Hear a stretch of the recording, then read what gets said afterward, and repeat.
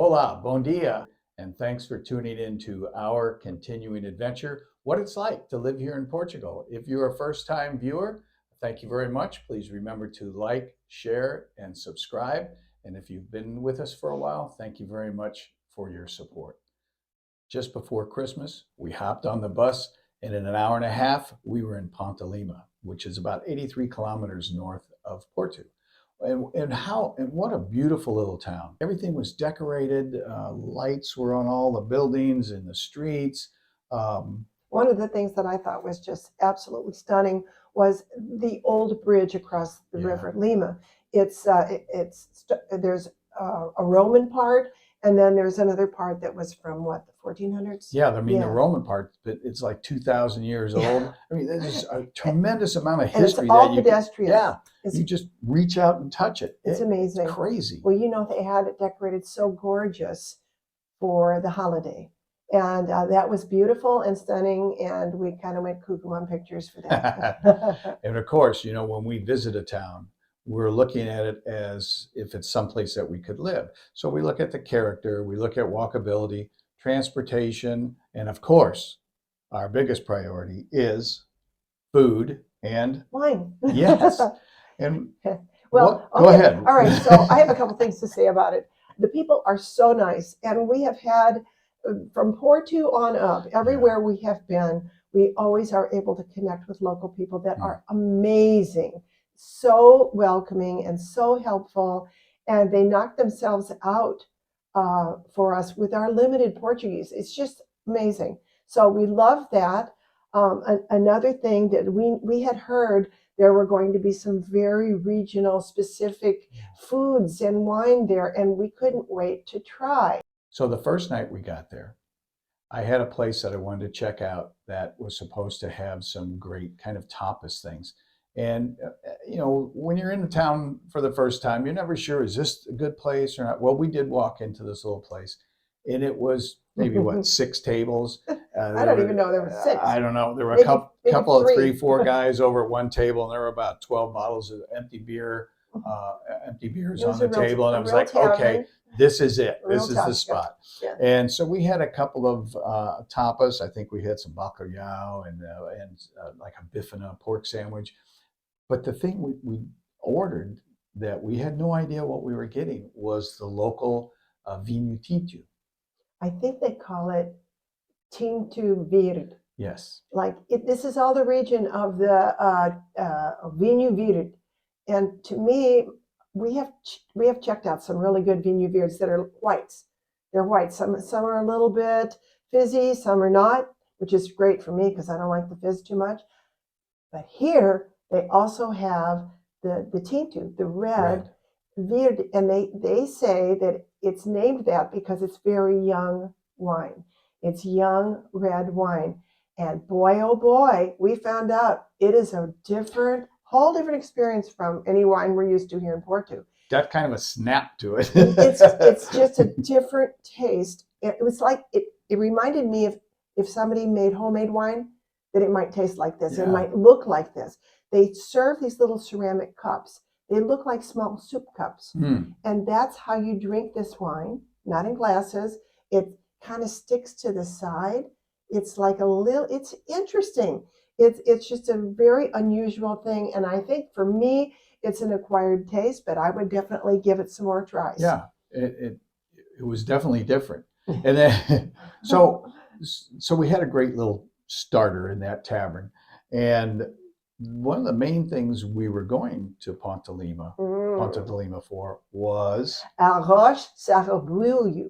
You know, I love papas de sarrabulho. We have a video out, a post about papas dogs. So catch that. But anyway. Okay, we couldn't wait to try this. I like papas here in Porto, but I'm not that really excited like he is. This is the guy. I'm like a couple spoonfuls, and it's like, good, that's good. Well, of course, we had to try the arroz sarrabulho, and we didn't try it at that tavern. They didn't have it. We tried it the next day for our main big meal. And oh my goodness, it's probably one of the best comfort foods I've ever had in my life. I went crazy over this stuff. It looks like it looks just like a bowl of dark brown stew without chunks of vegetables. Put this right up there. The Wow. main ingredient, or it starts with pig's blood. Oh, and man. It's a traditional at harvest time type of meal. And in this region, they put rice in it. And then you also get served what I call a plate of meat with it, which is blood sausage, what they Chunks of just pork.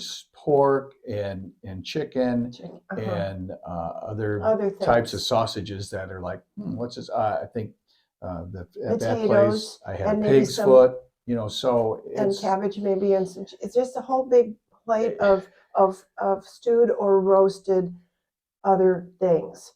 But for me, I could have done away with any of that because this doggone Arroz, which means rice, Arroz sarrabulho was the thing. I love this stuff so much. It was so delicious and so satisfying and so comforting.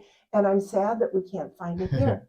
well, we liked it so much that the next day we We went again went to to a different place. a different Or place, the same. another tavern kind of place, and it was on the menu. And we went in, and then we were told it wasn't lunchtime yet to come back, and that it would be upstairs. We didn't know there was an upstairs. We had another fabulous meal. It came out in a big crock. There was a party going on behind us where they were drinking the local wine.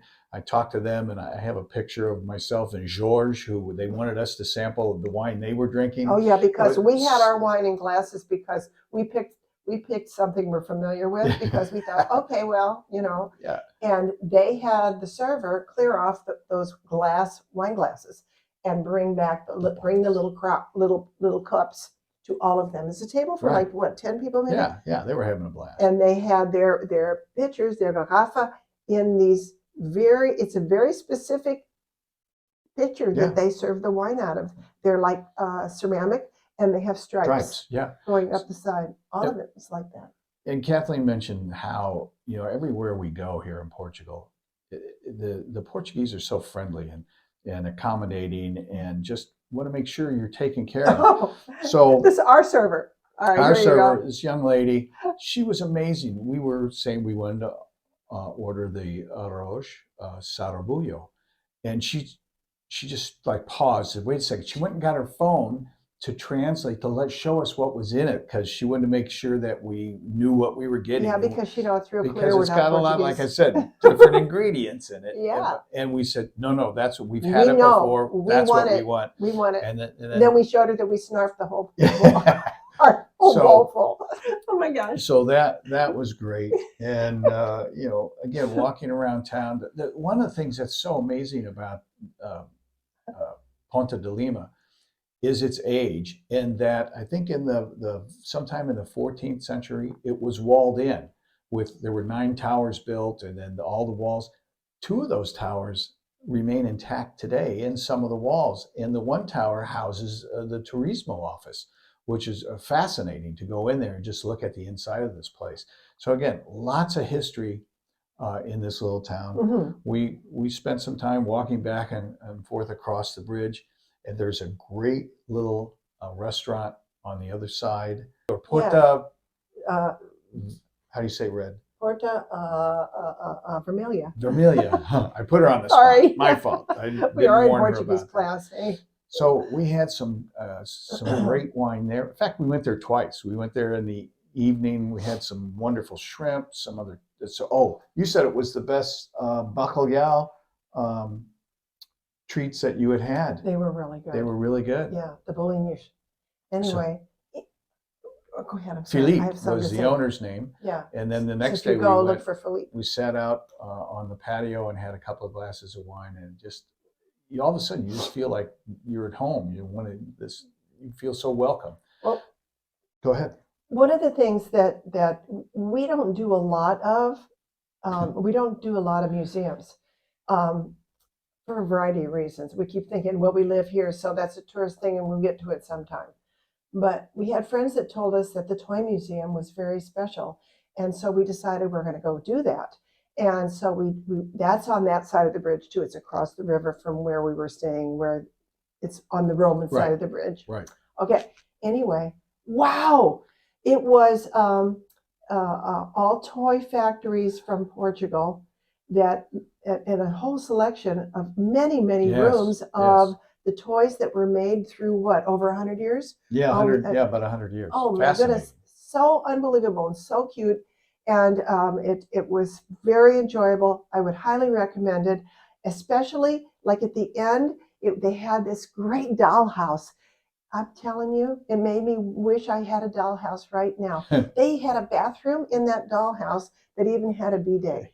I'm telling you. We had a wonderful time. We did some wine tasting at the Wine Museum bar, and we strolled up and down the river. They have this one um, uh, park area that is like 100-year-old trees, a promenade right along the river. It's just so very peaceful. And where we stayed, I'll list that in the description. It was more the Caminho Portuguese, the central Caminho runs through Ponte de Lima, right across the bridge. You'll see the yellow arrows for the Caminho. We stayed in a place that catered to pilgrims. So we had our own private room with a private bath, but the bath was outside of our room. This is something that we're used to. Not everybody might appreciate that. There are definitely plenty of other accommodations in town. Lots of stuff. Would we live there, like we said? No, we would not. Go ahead. Well, I was just going to say the things that are necessary for me to want to live somewhere is the transportation. Now, this place is gorgeous and just as cute as can be, even with their wonderful Arroz and sarrabulho. But there's no metro, there's no buses, well, there is a bus. It's served by bus. But it's not a city bus. It's not a transportation hub. There's no train. Yeah. It's like you have to have a car or you have to walk really far. I mean, they have little grocers, like multi-purpose shops that have other stuff. Like you can go to the fruiteria and you look in, they're the one that was by our Airbnb, and they had all kinds of stuff all the way up to the ceiling. So you could do it, but that'd be kind of challenging when you don't have your Portuguese, because there are so many people that are kind of lined up ready to go into this really small space. And so we're always looking for a Pingo Doce. There was one there, but it was a little bit of a walk. And like about 20 minutes. And it was uphill there and then downhill coming back. And then there's a huge, beautiful new Continent. Both these stores were like relatively new, huge, but far, where most of the people have cars. And there's other areas where I'm sure, what am I trying to say? The suburbs. They have a lot developed area, and those stores are catering to them. Right. You know. But a wonderful place to visit. We plan on going back again, just because of the fact that it is small enough to really experience with having that sense of, wow, I'm really getting to know this town. The food, for sure. Fabulous. And just maybe we'll drink more of that wine, unusual wine, and then we'll be able to give you a better report on that. Definitely worth a visit if you're here in Portugal. Yeah, very cool. Thank you again for tuning in. We love putting these together. We love sharing what it's like to live here in Portugal. If you have any questions or any desire to gain more information, just email us. All the information's down below. We also do video chats. Again, that's in the description of below. So I think that's pretty much it. That's pretty good. And if you've watched this before, you're probably waiting for the ending. If this is your first time, we always end by asking, what adventure are you on today?